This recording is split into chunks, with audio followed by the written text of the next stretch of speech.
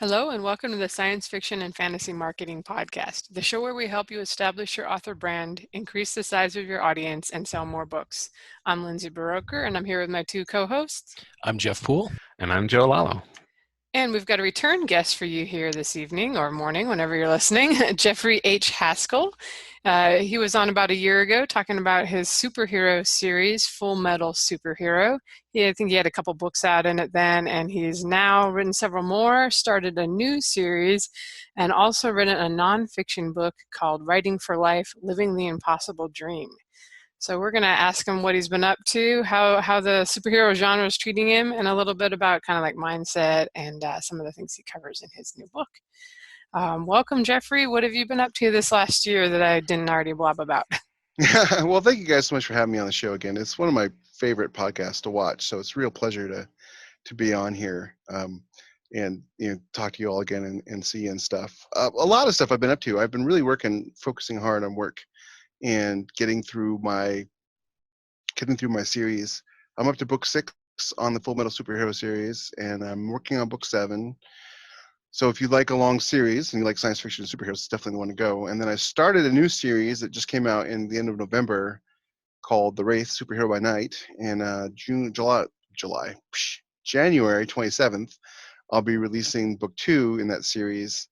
And then next month, I'll be releasing book 7 in the Arsenal series. And other than that, I've been doing a lot of encouraging and helping people move into the writing sphere. I love talking to people. I'm very extroverted when it's one-on-one or even one-on-2 or 3. When we got together at 20 Books in that big giant lunchroom, that was my introvert side came out, and I was just like, I don't want to be in here, but I have to talk to Lindsay. It was a lot of fun though. So I met a lot of people at 20 Books, and a lot of them were having trouble becoming writers. Basically, I met people who had written 6 books and had not pushed the button on the author on the publishing side. I met people who hadn't written any books, which really surprised me. In fact, I think the vast majority of people who were at 20 Books hadn't published a single book. I think Michael Anderle asked at one point, everybody raise your hand who's published a book, and it was maybe a third of the crowd. And from me talking to people, I realized that one of the big things that was stopping them was they didn't really, know what to do next, or they didn't know if they could do it next. And so my big thing is if I can do it, you can do it. I'm not the person who you would think would be a published writer. So the thing I like to do is I like to talk to people about my story and about my journey, and then give them sort of a path, not a system. It's not a system. Give them a path to becoming a published author. So that's pretty much what my year has been like. A lot of writing. I got delayed a little bit. There was some family tragedy in the beginning of the year, so I didn't get quite as many books as I wanted to out. I think I ended up the year with 5 out, and this year I'm shooting for 10. So big year ahead of me. Well, there's nothing shabby about 5 books out, and I'm kind of curious, since you have you said 6 books out in the first series and started the new one. Have you kind of learned anything about how to keep them selling, as I think it's now about a year and a half since you launched book 1? Yeah, absolutely. Boy, I love listening to Brian Meeks and Michael Cooper talk about marketing and how smart those two guys are. And every time I listen to them talk about it, I think I will never be able to do that. I I just can't spend the 20 or 30 hours a day or a week, working on it like they do, and they love it. And that's sort of like what you have to do, all the A/B testing and the different ads. So I try to take what I know. I try to take what they say and sort of condense it into like the 5-minute version for me, because it's about how much time I have. So for me, the big marketing thing is you have to have a cover that finds your audience. People are out there, they're looking for a book to read. They're looking for your book to read, right?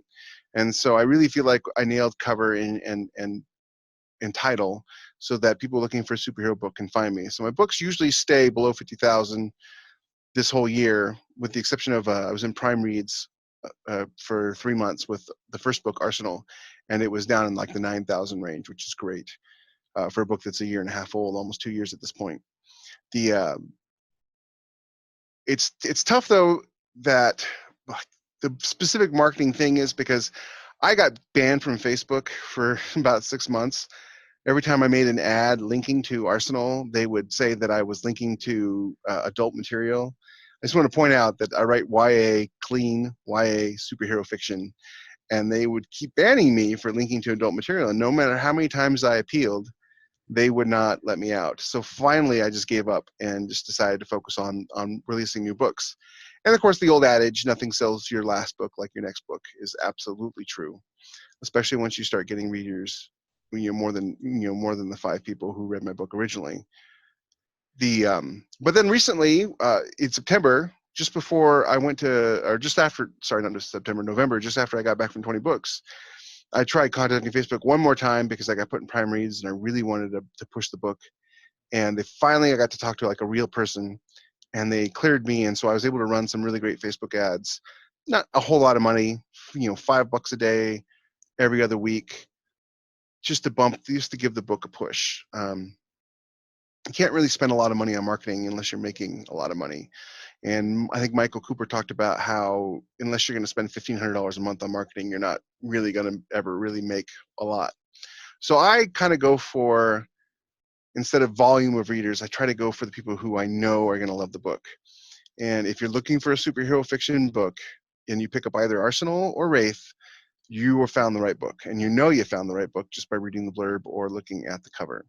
And so what I try to do is narrow my audience down to people who love superheroes and make sure I get that book in front of them instead of plastering Facebook with my book cover or whatnot and hoping that I get enough people to make up for it.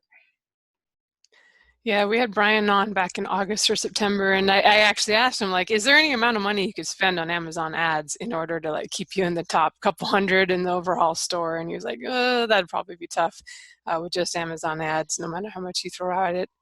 But it's encouraging to hear that on a few dollars a day, you can keep a book selling pretty well if it's Yeah, kind of, I don't know if you would call it to market to the superhero market. That's fairly small niche. But I am curious too, for those listening, how long have you been full time? uh, let's see here. So it wasn't 2017 because that was the year my house died under the snowmageddon that we had. Uh, so yeah, beginning of 2018, I went full time. 2017, I made enough money that if I was working a part-time job at 7-Eleven, you could be considered full-time. It definitely was nice supplemental income, but the first month of 2018, my income bumped up. I released book 3 at the end of December, right before we did the podcast last time. And then book 4 right in March, and book 5 in June, and book 6 in September. And those 3 books just really skyrocketed my income to the next level. I am not making 6 figures. So I don't want anybody to think that I've written a book and says, hey, if you follow this book, you're going to get 6 figures. Because that's never really been my goal. My goal has been to be a full-time writer. And I have worked a number of jobs in my life, and most of them paid crappy. And so I'm making more money now as an author than I ever did in any of my full-time jobs. I'm not driving a Bentley, but I'm very happy, and my family's very happy, and I get to be home with them all the time, which is great.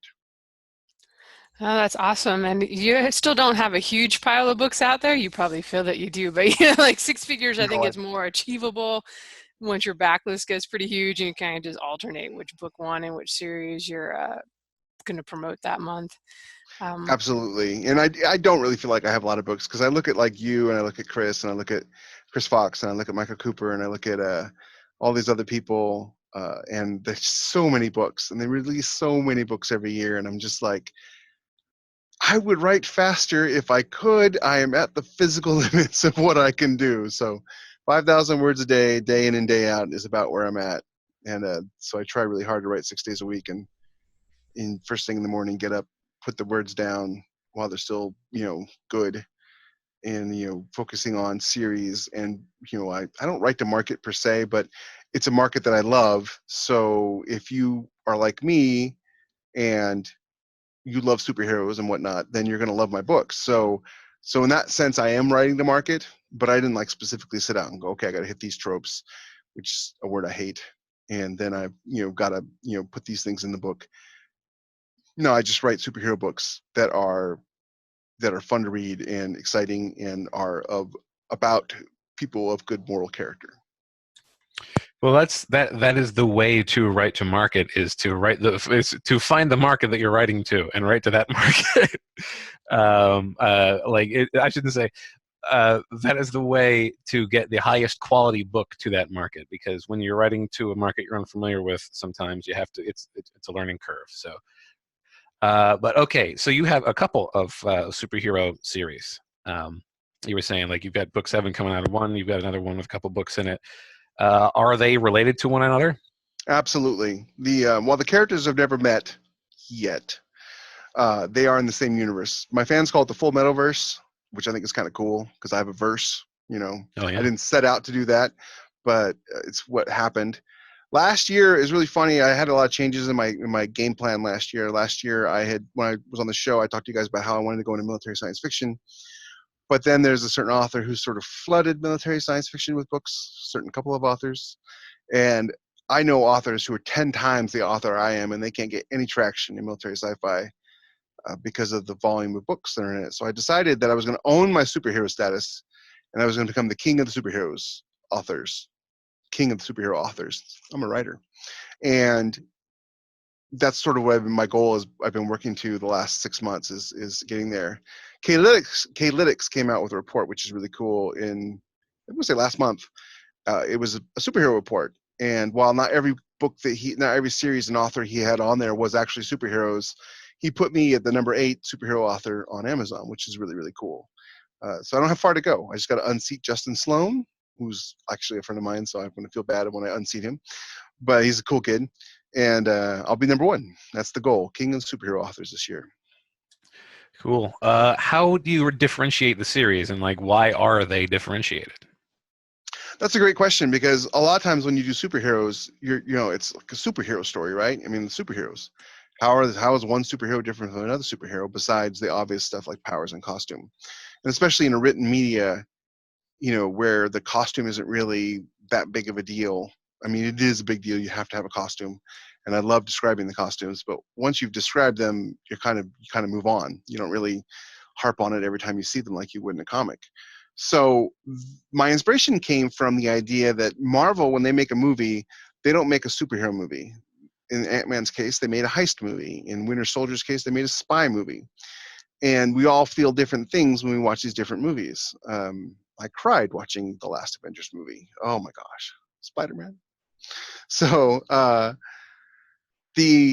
so what I set out to do was like, okay, if I'm going to write other superheroes, then I need to know what I want people to feel and what are the other kinds of heroes. So Arsenal is my high-tech superhero. She solves problems with her brains and her fists, but mostly her brains, making things that punch harder. And she's sort of comparing her to Iron Man would be like comparing any superhero who flies to Superman. They're not really the same characters at all. But yeah, she's my Iron Man, basically. And so I wanted to go a completely different direction from that and think, okay, so I've got this sort of globe-trotting, space-going superhero with her armor. What is the opposite of that? And so the opposite of that is a more street-like hero. And I've always been a huge fan of characters like Batman and the Punisher. And so I decided, and it's always tricky when you start off thinking, I'm going to do this right. But I did, which was I wanted to do Punisher and the Batman, but I wanted to do them right. It was something that the creators of those characters don't really get an opportunity to do since they're sort of evolved. And I have the luxury of looking over 70 years of Batman history and 30 years of Punisher history and thinking, okay, what are the mistakes they made and how can I avoid that? And so when I created the Wraith, I was going for this character that was very much like the Punisher, like the Batman, like the Shadow. I don't know if you guys are familiar with the Shadow. Like a John Wick, that kind of thing. My blurb, which I was testing out with people at 20 books, was the Wraith is what happens if Punisher and Batman had a baby raised by John Wick. And I got that response right there that Joe just did. I got that response from everybody. So it worked out really well. And that is my blurb, or that's the tagline for my blurb anyways. So the emotion I was going for is this character who has been wronged, and she's going to get revenge, and I do it in such a way that you are on board with her all the way long. Nice. Okay. By the way, for the record, I do know what the Shadow is. I have that in my digital library. I really enjoy it. So, Okay, my question for you is what were your motivating factors for you to launch a new series? There's a lot. Really, I watch all you guys' shows, and I watch Chris Fox's, and I watch you, and I watch Joanna Penn, who's amazing, and I watch uh, um, gosh, now I can't think of his name, the marketing guy in England. Anyways, moving on. He's really cool, but I'm on a show, so my brain freezes. And the one of the things I hear a lot is that readers will get to the point where Mark Dawson, thank you, Lindsay. One of the readers will get to the point where they're tired of a series, right? No matter how good the series is, no matter how much they love the characters, they get tired of it. In my life, and that's happened to me a number of times, like Honor Harrington, for example. I loved that series up until about book 8, and then I just got tired of it, and so I stopped reading.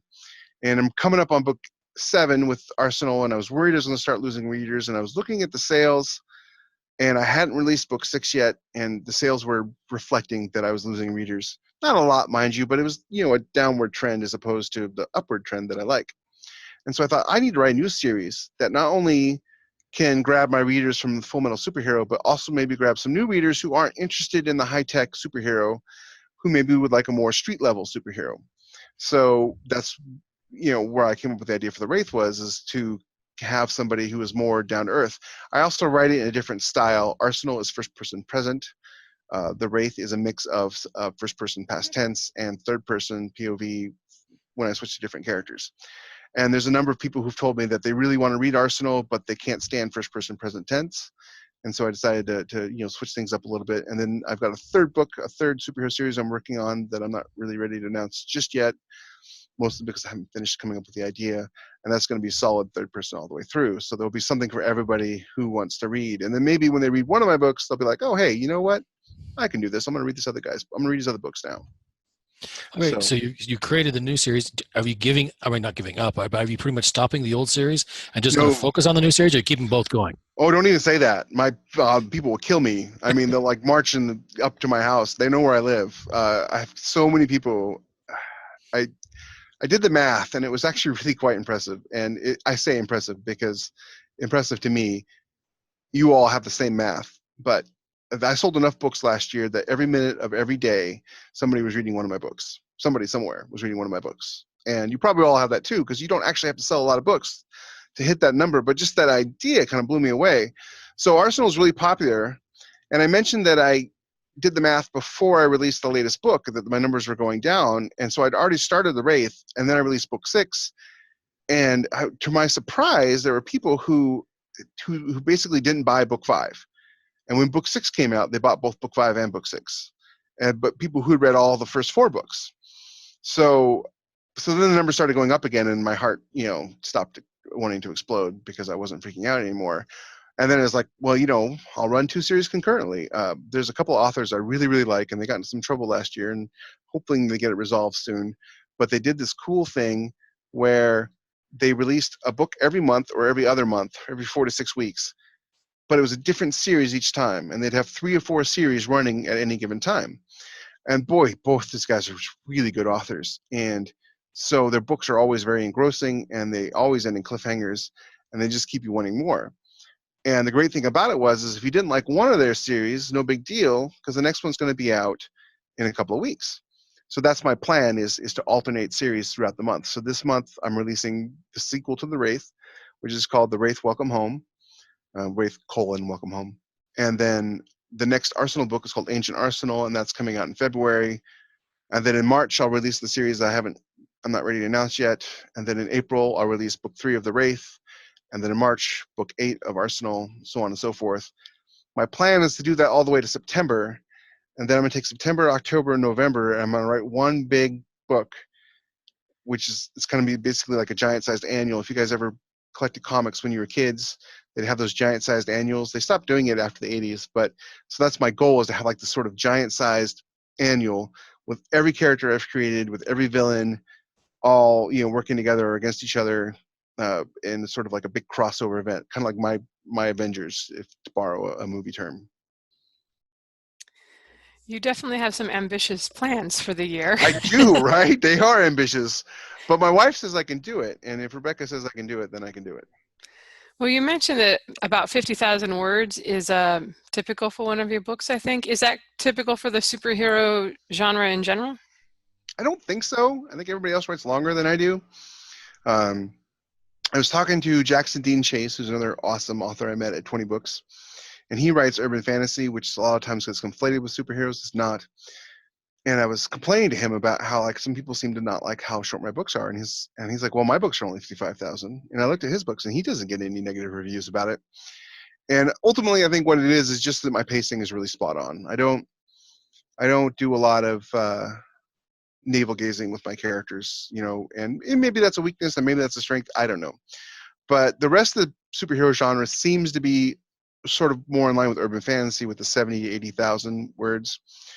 I like 55,000 words. The stories are tight at 55,000 words. And even when I try to go longer, they almost inevitably end up being at 55,000 words because I'll get to 50,000 words. I'm like, oh, hey, now the story's wrapping up.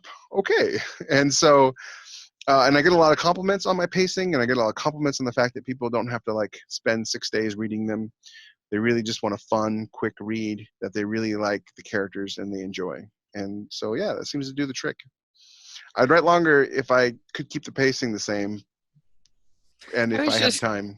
I was just curious, since so much of it comes out of the comics, if actually maybe readers expect sort of a faster paced, quickly told story with pictures. I think so, a little bit. I think with superheroes, they expect more action adventure and more thematic elements, more obvious themes as opposed to long allegoric novels.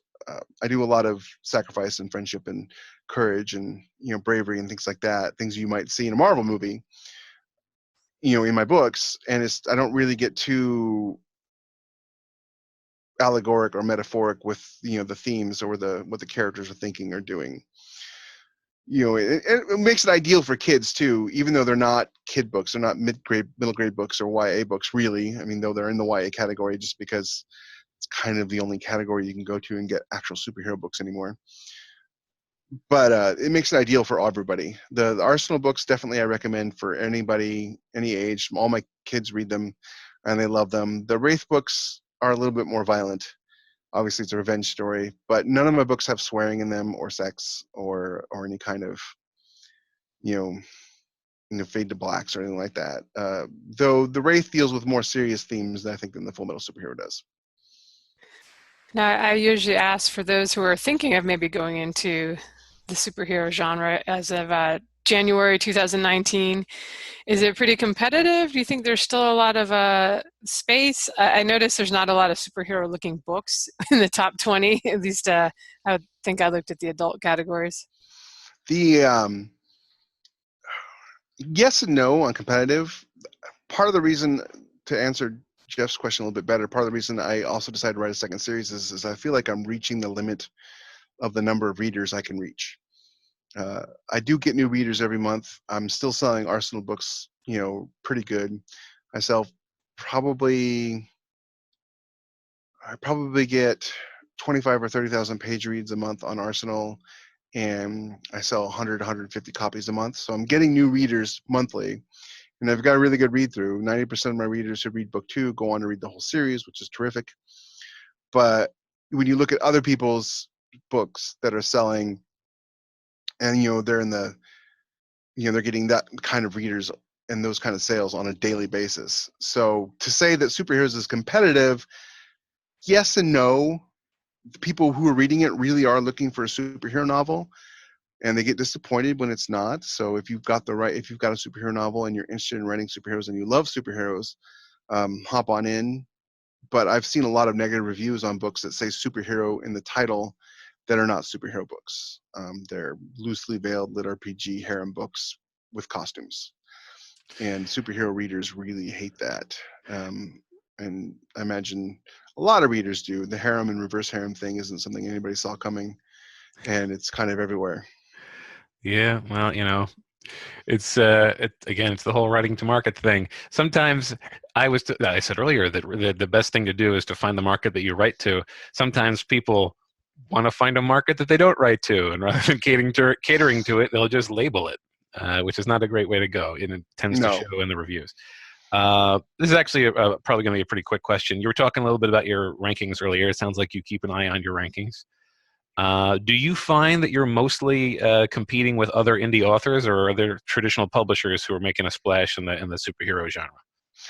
Believe it or not, one of the interesting things that came out about that K-Lytics report, and he's not an exact science, that how he does his reports is not an exact science, but it's a good baseline. It's a good way to look at things. At about the number 10 author, the earnings drop way off. Like, I think the number 10 author was making $1,000 a month, and everybody after that was making less than $500 a month. And at least just from the superhero books. They may have other books that they write that they make plenty of money off of. Me and Darius Brasher were 8 and 7. Justin Sloan was number 1. Scattered amongst the top 10 were some traditionally published authors, but to my big surprise, there were several that were not there. I really thought Brandon Sanderson would be on the top list because of his Steelheart series, and he's not. Entire publishers like Tor were on there at number 4, and they had 8 authors coming in at number 4. And of course, those authors aren't making that money. The publisher's making the money. The authors are getting, whatever pittance left over. So to my surprise, no, I'm not competing with a lot of traditionally published authors, mostly because there isn't a huge superhero genre other than the licensed Marvel and DC books, of which there are a lot. And if you go to the teen YA section of the superhero series of superheroes on Amazon, you'll see Brandon Sanderson's Steelheart in the top list. You'll see this book called The Reckoners in the top list. You'll see a lot of Miles Morales, Spider-Man, and stuff like that. Batman books, Batwoman books, all in the top 50. And then scattered throughout there, you'll see a couple of my Arsenal books, which is always exciting to see my book next to Spider-Man because, Spidey. All right, so let me ask you, what advice would you give for authors contemplating jumping into the superhero genre? Don't do it. No. I mean, by all means, if you love superheroes and you feel like you have a superhero tale to tell, do it. I mean, who am I to tell anybody not to write? I just wrote a book about telling people to write. It's kind of hard to explain, but from my perspective, the fans like superhero books that are about superheroes, and they like superhero books that take superheroes seriously. So if you're thinking of writing a parody, or if you're thinking of making fun of the genre, or if you're thinking of fixing the genre, maybe not the best time to do that. But if you're someone who grew up reading comics and you love superheroes, yeah, it's a fantastic time to jump in, have fun. There aren't a lot of us. I think K-Lytics, 10 of us making more than $1,000 a month, and then maybe 40 other authors with 1 or 2 books here and there. So there aren't a lot of authors who are consistently releasing superhero novels, though there are some, and most of them are really good. I wanted to talk a little bit in the second half kind of about the nonfiction book. And, I remember from talking with you at the 20 Books conference, that you were saying you weren't like the most likely kid in school to go on and become a novelist. I don't think we covered that too much last time. Do you want to tell a little bit about your journey? Well, I got told once by an English teacher that I was an insult to the written word. And another teacher told me that I would never be a writer, that nobody would ever publish me. And so it's really interesting to be that kid and then end up being a writer. Now, it took me a long time to get there. I was told that by an English teacher when I was 20 in college the first time. And then the one about I'd never be a writer was when I was 17 and I was reading a Tom Clancy book in English, and I got kicked out. And she's like, "Why are you always reading?" I'm like, "Because I want to be a writer." And she's like, "You'll never be a writer. You don't have a good enough grasp of English, and you never will." Great teachers, right? And so when I became a writer, when I started writing, and I covered my story a little bit last time, and I started being able to do it, it was a big surprise to me because I've been told my whole life, no, you'll never be a writer. You'll never be good enough. And it turns out, hey, people actually care less about grammar, perfect grammar anyways, than you might think. I'm not saying don't get an editor. You should totally have an editor, and you should do your best, and you should learn basic grammar. But the function of grammar is for clear communications. And if you can communicate clearly, regardless of whether the grammar works or not, then your story works. And that's really what it comes down to. And so I always had a really tough time with grammar because I have a problem with paying attention. I've got ADD, and until I went on medicine when I was 39, I always just thought I was really lazy. But so the funny thing is when Craig Martell asked me to do a little 2-minute drill at 20 books, I was trying to think of like, what's the best way I could explain to people that you can do this regardless of who you are, regardless of your background. All you need is a desire, a hunger to succeed, and a willingness to do the work. And oh my gosh, is there a lot of work. So that's when I said the thing about how like I was the least likely person to ever become a writer, because I have been told my whole life that I couldn't be. And here all of a sudden I am moderately successful in the niche genre of superheroes, making more money than I've ever made at a day job. So yeah, I mean, if I can do it, I mean, anybody can do it. They just have to be willing to do the work. And when I was younger and people would talk about being hungry for stuff, I didn't really know what that meant. I mean, what is hungry? I mean, what is it? And really what that means is when you wake up every day, you work for one goal, one thing, and you work your butt off for it. And that's what I did, and that's what I do. I mean, it doesn't stop just because I have a couple of books out.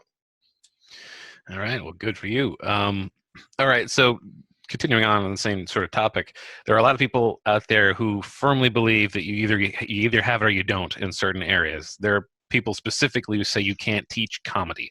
If you don't have a sense of humor, you can't learn a sense of humor. Whether or not that's true or not, there are people who feel that about fiction. Like, writing is that just taking something in your head and breaking it down small enough to get it into somebody else's head so they can put it back together. If you're really good with words, then you can do that very efficiently, but it has to be a worthwhile thing in your head. So do you feel as though you can learn to be a good storyteller? If you have an imagination, you can learn to be a good storyteller. But that's a big if. I used to think everybody had an imagination and just not everybody used it. But then I learned that there's like a percentage of the population, like 30% of the population, something ridiculous like that, who just really don't have an imagination. And I don't mean like they don't exercise their imagination. I mean they just don't have it. They literally cannot picture things in their head. It has to be explained to them very literally. And metaphors fly right by them, and allegories don't work with them, that kind of thing. And irony isn't a thing for them. It's really kind of scary, because if I ever hit my head and woke up and didn't have an imagination, I would die. I really would. I'd just be like, drive me off a cliff. I'm done. So if you have an imagination, then yes, you can learn storytelling. The biggest problem I see with new writers or people who want to be new writers is they think they don't have to learn anything because they had an idea. And, to quote Jeff Bridges from Iron Man, just because you have an idea doesn't make it yours. I mean, it doesn't make it good. You have an idea. Great. Everybody has an idea. What's the number one question, or maybe number two question we get asked as writers? How do you come up with your ideas? Well, that's the easy part. If I could stop coming up with ideas for 5 minutes, I would, in a heartbeat. It's just because it's like my mind is like this raging inferno of ideas constantly, and I'm just like, please stop. I have enough books to write already. Just stop. And that's the same true for every writer I know. You're always coming up with ideas. You're walking down the street and you see somebody wearing a funny jacket, and all of a sudden this whole story about how they just murdered somebody and stole that jacket, and they're trying to pretend to be somebody else. Whatever, you know what I mean? Like, it happens automatically. So ideas are the easy part. So if you come up with an idea, great, awesome, you've come up with an idea. Turning it into a story that people want to read, that's the part where you got to buckle down and do the work. Because if you don't understand story structure and you don't understand storytelling, and you're not willing to learn, if you're not willing to look at your work and go, why isn't this working? How can I make it better? Then you're never going to be a writer. And one of the wonderful gifts my wife has given me is, throughout our marriage, she has constantly looked at herself and said, how can I be better? How can I do things better? How can I improve? And she's been learning and studying and reading her whole life. And it's how she became such a great artist. And she does all my covers. And so, she just gets better with each cover. And it's because she's always trying to improve. And that's sort of a gift she imparted onto me. So I just finished reading The Emotional Craft of Fiction by Donald Mass, things like that, where you have to always be trying to be better. You can't just write a story and go, oh, hey, I wrote it, so it must be great because I'm a special snowflake. It doesn't work that way. So yeah, you gotta be willing to improve, and you gotta work for it. Let me ask you this: in your immediate family, does all your family have an imagination?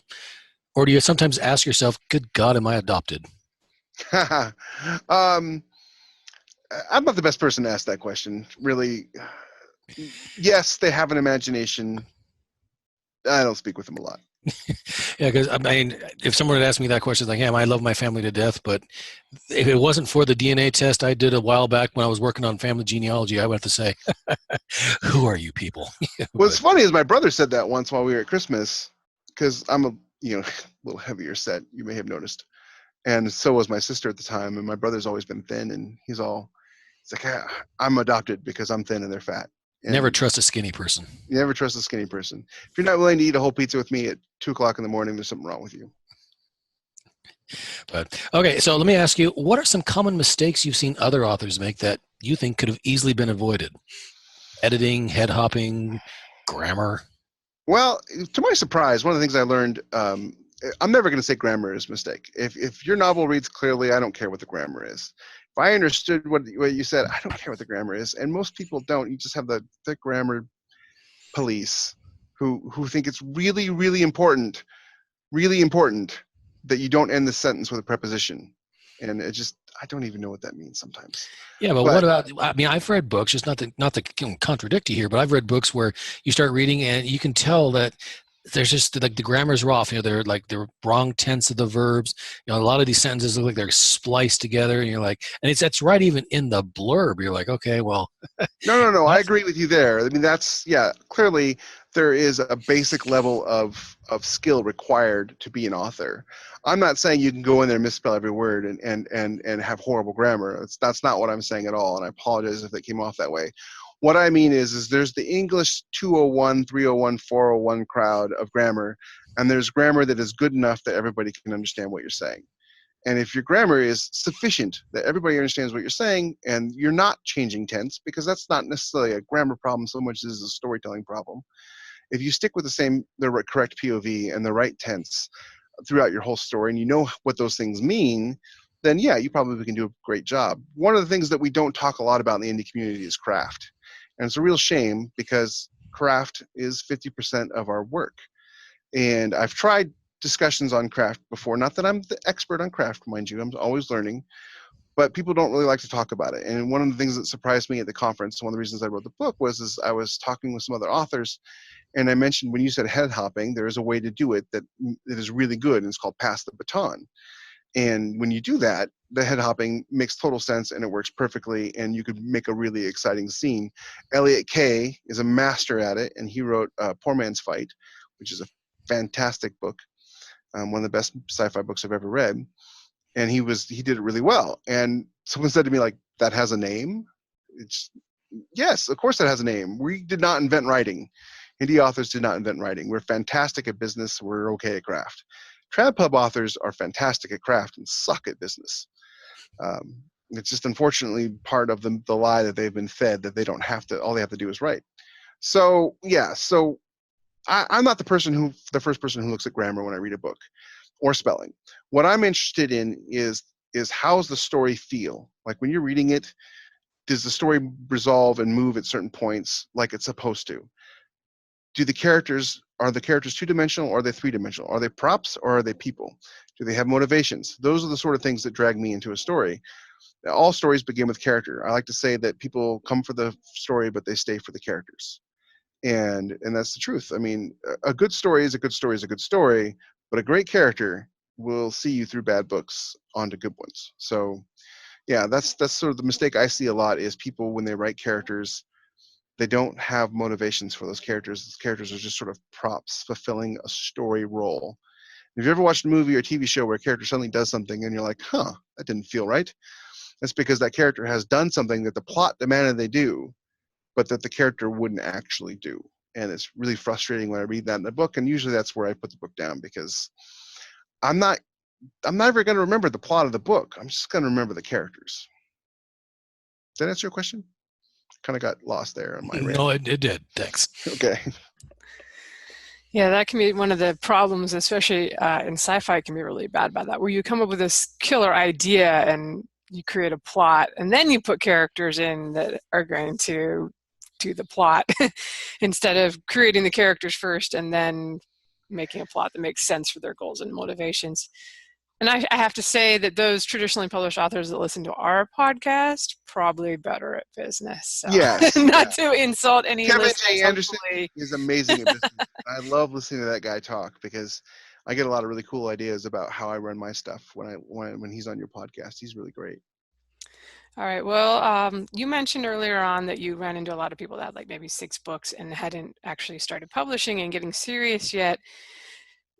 What would you say to them to like, what do you have to do? Is like a mindset thing to just go out there? Is it overcoming fear, or just what do you It think is. is in the way? It's a lot of overcoming fear. I'm not a special snowflake. The rules apply to me. The rules apply to everybody. I don't have a system. I'm not a guru. I did the work, and I feel like if you want to be an author, and for our purposes, author is somebody who's being paid for their work, right? I know that colloquially, if you've written a book, you're an author or you're a writer. But I kind of see professionally writers as people who write books or stories, but they haven't been paid for it. Authors are people who are professionals and they're paid for it. If you want to be an author, you've got to find what's holding you back and move past it. There's nothing anybody can tell you or show you how to do that will make you move past your own fear. And fear is exactly what it is. There's a whole books on psychology about the fear of success. And it's a subconscious fear of success. And I touched on it a little bit in the book just to make people aware of what it is. We are our own worst enemies. We sabotage ourselves 9 times out of 10. We are the ones who make ourselves fail, not anybody else. It's our decisions. So if you can find what is stopping you, what is keeping you from moving past where you are,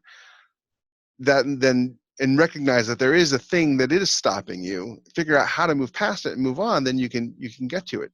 I met a young lady at 20 Books who had told me all about the sci-fi series that she was writing, and I was like, oh my gosh, this sounds cool. This is like right up my alley. What's the name of it? I'm going to go buy all of them right now, because she was talking about how she was working on book 7. And she's like, oh, I haven't published any of them. I'm like, why not? And they give you answers like, oh, I want to finish the series first, or this, that, or the other thing. But really, what it comes down to is I mean, I can't tell you why she hasn't published them, but I can tell you that she's afraid to publish them. And if you can realize that and sort of acknowledge that you're afraid to publish them, then figure out what it is and move past it. A lot of people are afraid of reviews. Will people love it? Will people hate it? Some people are afraid that nobody will read it. Some people are afraid that they'll release it and nobody will buy it. There's this great comic I saw where someone's like, I wrote a book, and they ran out and they showed it to the world, and the world says meh. And that's a big fear for a lot of writers. I put my heart and soul into this book, and nobody likes it. And I kind of had a little bit of an advantage of I was really hungry. I could not stand my job or my lack of financial freedom not 1 minute longer. And so I just had the mindset of, I'm going to make this work no matter what I have to do, no matter what I have to change. I'm going to make this work. And I feel like if you can get to the place where you have that mindset, then yeah, you can move past the fear and move past the realization, and get to the realization that if this book doesn't work, the next one will. And if that doesn't work, the next one will. Because if you're already writing books, then you're going to continue writing books. You might as well release them and keep moving on. And believe it or not, it actually gets easier with each book, as you guys probably know. Once you have, like Lindsay, 500,000 books, that you have in 17 genres, that, if one book doesn't do as well as the others, then, no big deal. The next one will be great. I mean, you guys always talk about how, Joe, you always talk about how you have like the Pizza Dragon book, which I keep meaning to read, Structophus, because I love the idea so much. You knew the actual name. Yeah, I watched the show. You wrote that knowing it wouldn't make money. No beginning author should write a book knowing that book isn't going to make money. They want the books to make money. But you're in the place now where you can write a book. Lindsay, you wrote the book, the space book about the autistic space captain, thinking it probably won't make money. So that's the place you want to get to. That's where you want to get. You want to get to that place where you can write whatever you want to write and not have to sweat about if it's making money. If you want to make money and therefore have financial freedom and get to the place where you can write whatever you want, you can't start writing whatever you want. You got to start writing something that people want to read. That's a good point. And we talk about doing the banking novels and doing the rapid release as a strategy, but it's probably like something I would not recommend for a first-time author. You kind of need to put some stuff out there first, see if you need to go back to the drawing board or is the fan reception good and you can continue on before committing to doing like 8 books in a series that you haven't published yet. Because you may, is real, it's hard to say, but realistically, you may be wasting your time. If nobody reads past book 1, you've invested all this time into all these other books, and maybe you should have been trying another book 1 in another genre you enjoy. And that's what happened to me on my first series under my pen name. Is people loved book 1, and then they got to book 2, and they didn't like book 2, so they didn't read on. Had I kept writing in that series, it doesn't matter that the next book, everybody who's read it loves it. Nobody was reading it because they didn't like book 2, and I wasn't established enough yet to earn that trust. You don't earn that trust on book 2, you earn that trust on book 3 and book 4 and book 5. So yeah, I mean, it's sort of cold-hearted because you're talking about people's stories. But I have this friend who writes epic fantasy, and he hasn't published yet, and he's written his first book, and he's finally come around to the idea of self-publishing. And so he's working on his second book in the series, and he wants to write like 8 books before he releases the first one. And I'm like, buddy, write the first 3 because there's no talking him out of that. Release it and see how it does, because if you basically don't want to waste the next 6 years of your life writing these 180,000 page tomes, only to find out that nobody wants to read past the book 1. So I forget who it was, but there was this guy who was on your show once who talked about how he wrote short stories, and whichever short story sold, he would turn into a series. And he would just write a different short story every month. And then he would look back at the sales numbers and go, okay, that's the one that's going to be a series. And then he'd write a series. And then he'd go back and write more short stories. That's a great plan. If Arsenal hadn't worked, I would have moved on to the next one. And if that one hadn't worked, I'll move on to the next one. And if I ever write a series that doesn't work, I will just wrap it up by book 3 and move on to the next one. And that's sort of the emotional headplace you need to get to when your goal is success. And by success, I mean, dollar bills. Yeah. So let's say, for example, that you're a writer and you're confident in your craft. Like you've done the work and you've baited it and it's decent. You get your stuff out there and it's not selling like hotcakes, but it's selling enough to have reliable reviews and stuff. And basically, you're off to the typical slow start. A lot of very promising careers start off very, very slowly. I often give the number of the first year after I published, I made $19. How do you stay motivated? Like, knowing that you are the writer you need to be, but not the business person you need to be, how do you stay motivated to get the rest of the stuff out that you're going to need to be able to really get a foothold? That's a terrific idea, because it's like we all want to be amazingly successful on our first book, right? We all want to write that one book and have it sell a million copies in New York Times, and next thing you know, you're on the Today Show and you're the darling of the community. That doesn't happen. One of the things that I like to say is luck is not a plan. It's not. Luck isn't a plan. Luck is what you rely on when you don't have a plan, and therefore you have planned to fail. So what you have to do is again, it's mindset. You have to get to that place where you're like, okay, I'm going to write. I am a writer and I'm going to be an author. And it doesn't matter if the book succeeds or fails, because if the book fails, am I going to stop writing? And if the answer is no, then you move on to the next book. And I have a friend, his name is Richard Perry. He writes a series called Tyche, and it is absolutely some of the best Firefly-esque science fiction I have ever read in my life. It is really good. If you like Firefly, check out Richard Perry's Tyche series, because it's amazing. He doesn't sell that well. He should. He's got fantastic covers. He's got amazing blurbs, and he's got a terrific story. And I can't tell you why he doesn't sell well, because, again, it's a really great book. All I can tell him is you just got to keep writing, because, I mean, what's your alternative? Is you quit. And in my mind, the only way to fail here is to quit. So you didn't make it in your first year. I made a total of in my second year writing, I made a total of, no, my first year writing, I made a total of $4,000, and $1,500 of that was the advance from Amazon purchasing the rights to my book, which is I'll admit, is a really good year. Author Guild of America came out with a thing today that said authors are only making $3,000 a year or something nonsense like that. My second year, I made 3 times that, and then this year I made 3 times that. So you just got to keep putting books out. I put out books reliably and regularly every 4 months. I can't do the bank a book, because if I go past 4 months, my income plummets. So it's got to have a book every 4 months. And some people bank the books and are very successful at it, and some people do the rapid release and are really successful at it.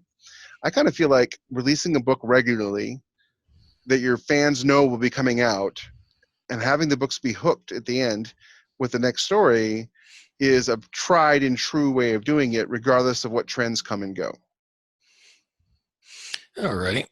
So how long would you say an author should give a series before determining the readership simply isn't there and should therefore move on to something else?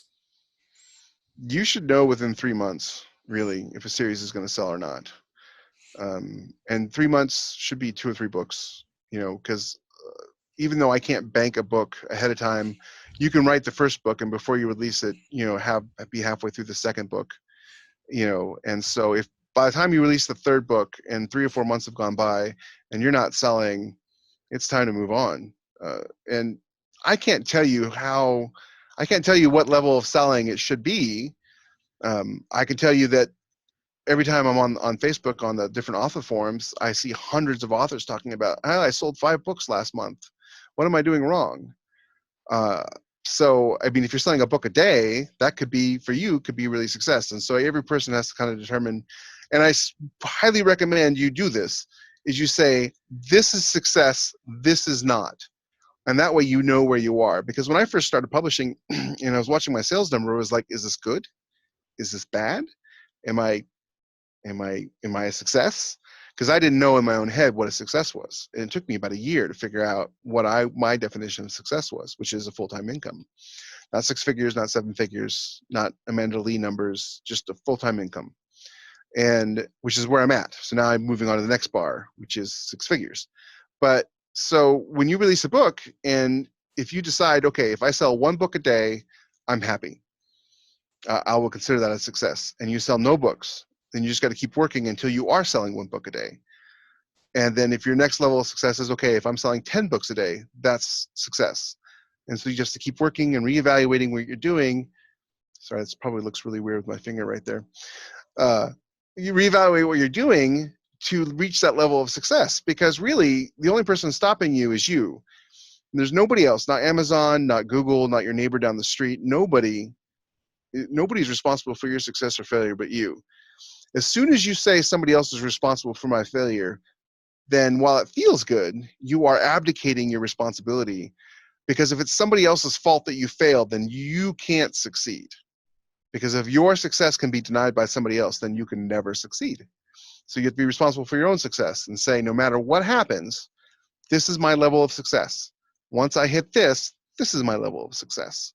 And you just have to keep climbing that ladder until where you are. And it might take a year, it might take 2 years, it might take 3 years. Come up on June, I'll be my 3rd year of publishing. And, so you just have to keep working at it. It's not 2000, it's not, nobody gets to be J.K. Rowling but J.K. Rowling. Nobody gets to be Stephen King but Stephen King.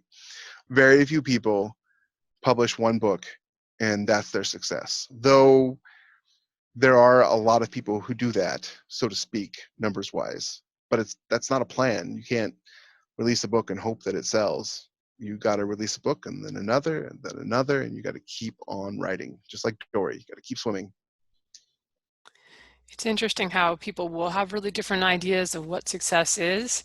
And I think your advice is good, but also that people should be realistic, because I've seen people go on Kboards and be like, oh man, it bombed. I think I'm going to switch genres. And you look and their book's like 20,000 in the whole Amazon store and it's getting good reviews. And I'm like, what did you think would happen with your first book? It's really doing quite well. So yeah, absolutely. Yeah. Alex from Kalytics at the 20 books said that he kind of demystified the ranking numbers a little bit, and he said anything under 100,000 is selling, anything over 100,000 hasn't sold in a week. So if your book is under 100,000 and you're any kind of author, you're doing good. I mean, in my opinion, that's a good place to be, because people are buying your book. So it's if your book's in the millions and nobody's bought a copy ever, that's, to me, is not where you want to be. So, but yeah, definitely keep your mind realistic. I know there's the 10 times thinking that is really popular. which is great. Shoot for the stars and maybe you'll hit the moon.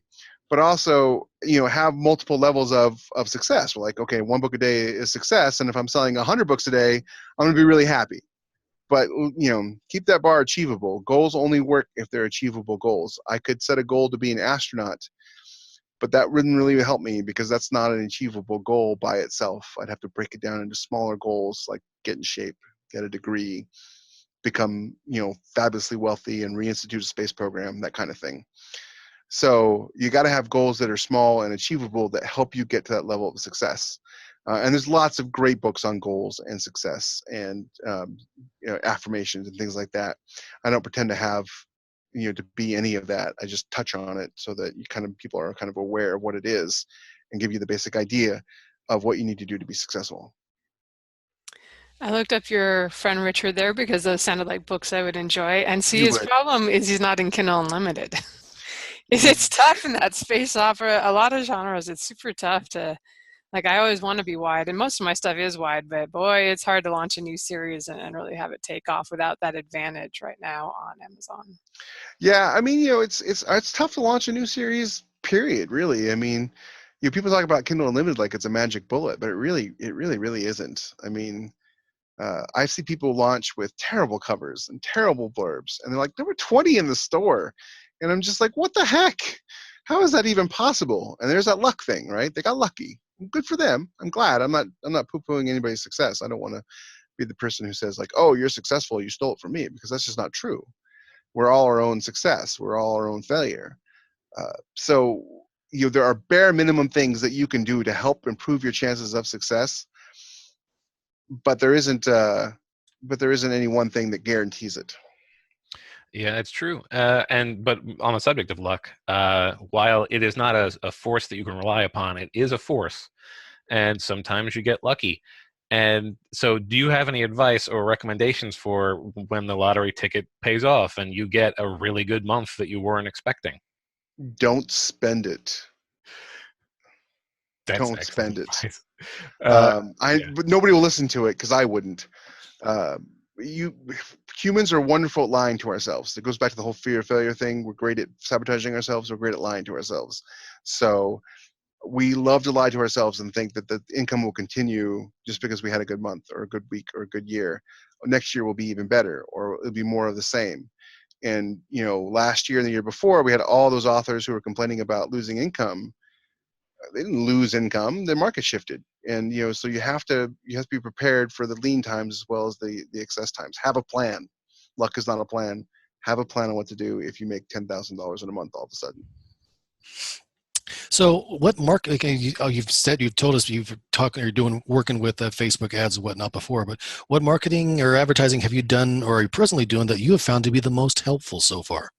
Any surprises in there? Definitely. My big surprise is I can't seem to get any traction on AMS ads. Everybody talks about AMS ads like they're so wonderful and so great, and I can't get traction on AMS ads to save my life. But the Facebook ads do really, really well for my books when they're 99 cents, which they're not often. I just once a quarter, when Kindle Unlimited lets you, I run the 99-cent sale for a week, and I'll dump money into the ads, and they'll sell really well. Great. I just did my box set for a week, and I sold a couple hundred copies of it at 99 cents, which is fantastic because the box set doesn't move that often. And that's another thing that surprised me is everybody's like, oh, when you get your box set, it's that's your ticket's punched. I don't find that to be true for me, but every author going to have a different experience. So that's why it's hard to say. It's hard when people talk about like, if you do this one thing, that's a specific concrete thing, you'll be successful, because that's just not true. Sometimes you can have terrible covers, and sometimes you can have great covers, and sometimes you can have success and no success. Sometimes your manuscript can be crap and you'll make lots of money. There's no one specific thing you can do, but there are lots of strategies, like working hard, writing every day, constantly working on your craft, that will lead you to success more than anything else. Now, I've heard from a lot of people on the subject of box sets that if you have more than, let's just say, 3 books in the same series, you really ought to make a box set so that way you can try and like temporarily really reduce it to 99 cents and hopefully spur more sales. I mean, are you along that same line? I did it. One of the great things about being self-published is that is that you get to try all these different things, and if they don't work, they don't work, and you move on to the next thing. So whenever I hear someone on the show or a different show or on a blog talk about like, well, do this thing, it made me a bunch of money, I give it a try. Brandon Ellis, fantastic young man sci-fi author, ran a quadrilogy box set. I don't know if that's how you say that or not. For weeks, 99 cents, made tens of thousands of dollars off of it. It was fantastic. So I thought, hey, I'll give it a try. I ran my box set for 99 cents for a week. I moved much more copies than I normally do. I think I got down to 11,000 in the ranking. Fantastic. Did I make tens of thousands of dollars? No. I did get some good sell-through, though, and it did make me money in the end, and you can't really complain about that. I'm all about the small amounts, moving forward in small amounts. I actually don't want that. I wouldn't say no to a big giant leap in money, but it actually kind of terrifies me a little bit, because if I woke up tomorrow and there was $1 million in my AMS account, I'd be all like, woohoo, let's go to Disneyland. I don't have that kind of money. Yeah, I've had some good luck with box sets over the years, but I've definitely seen that some series and genres would just have a lot more chance to do really well than other ones. Like the same BookBub ad going out to the same list, one set will perform really well and then stick a little bit on Amazon afterwards, and then another one will just get the BookBub hit and fall off. But that's kind of my thing why I like the box sets is BookBub likes the box sets. I don't know, you probably maybe haven't gotten one yet since you're in KU, and superheroes, I'm not sure, I guess I'll put it under fantasy, but they Yeah, exactly usually, it. yeah, but you never know, that may be your shot, because the last few they've taken from me, they've rejected all my single books. So the last several I've gotten have just been box sets, which if it's an 8-book series, I'm happy to do. We've been chatting for about an hour. I guess my last question for you. You mentioned in your blurb that it's, we've talked about how luck is not a plan. We talked a little bit about the mindset. Is there anything you can suggest to folks who just really want to get going and also get more prolific? I don't know if there's anything you've done in particular to really increase your output. I was going to ask you that earlier, though. Track everything. Tracking everything increases your output. It's like losing weight. Not that I'm an expert on losing weight, but I've tried a bunch of times. If you're not counting your calories, you don't know how you're doing. And if you're not counting your word count every day, I know it sounds very mathematical, but if you're not counting your word count, you don't know how to improve. I use Chris Fox's 5,000 words per hour, which I know he didn't really come up with those sprints and all that stuff. He sort of coalesced it into a way I understood easily. So I recommend his 5,000 words per hour. Rachel, 2K to 10K. Aaron, thank you. Wrote the fantastic Dragon series books. Awesome Dragon series books. Rachel Aaron wrote 2K to 10K. That's a great book to read. Take Off Your Pants is another really good one. So I kind of took all of those ideas and sort of made them the ones that worked for me and moved forward. And so I went from 1,400 words in 4 hours to 2,000 words an hour. And I just feel like that combined with writing every single day, is the way to go. Lots of people always say, oh, you don't have to write every day. I'm like, well, you don't have to write every day if you're making $80,000 a year. But if you're not, yes, you need to write every day, almost every day. I take one day off a week, and it seems to really help, which is Sundays. Yeah, people often overlook the value of having at least one day when you aren't writing, because oddly enough, you end up looking forward to writing after a period of not writing. Yes, absolutely. Just one question about mindset, and I think we're going to be done. Do we have to be? Unfortunately so. I often worry. I could stop there. I often worry. But You are a writer. on one side of the spectrum, there's self-doubt, which is crippling. And on the other side, there's self-delusion, which is equally destructive. I often worry that I won't be able to tell when I've crossed the line from one to the other. How do we keep a realistic outlook on our skills as a writer? Boy, I mean, that's sort of like a big question, right? You probably could have a whole podcast as a psychologist on how to keep realistic expectations about yourself. If you always realize that you can always be better, but not so much that you think that you always suck, I mean, that's probably the way to go. Not insulting yourself in your head is step one. That's a big one. We tend to insult ourselves in our heads. A stupid inner critic, right? You suck. You're a hack. Nobody likes you. Something you deal with in high school a lot. So not insulting yourself is a good first step, but realizing that you are human and you are fallible, and that sometimes everything you write does suck. But as long as you're always trying to improve what you're writing, I don't think you'll get to that place where you're, ooh, everything I write is gold. The new writers who think that they're special snowflakes, that's the ones I worry about, because it's like you're not. You're just not. You're a writer. You might be good, but there's things you can't explain to somebody who's never actually written a book. There's things that you can't explain to somebody who hasn't written a trilogy. You just have to do it, see where you are with that, and see how to improve and move forward. And I seriously doubt anybody who's willing to ask themselves those questions has to worry about either of those spectrums. It's like the old question about what if I'm crazy, Doc? Well, if you're asking that question, you're not. Thank you so much for coming on the show, Jeffrey. And can you remind us the name of the nonfiction book you wrote and where people can find you online? Sure, absolutely. It's Writing for Life. My brain froze. Writing for Life. Oh my gosh, it's my book. Living the Impossible Dream. Okay. Oh my gosh. Sorry. It's when the cameras are rolling. Right? You're the pressure of being The pressure.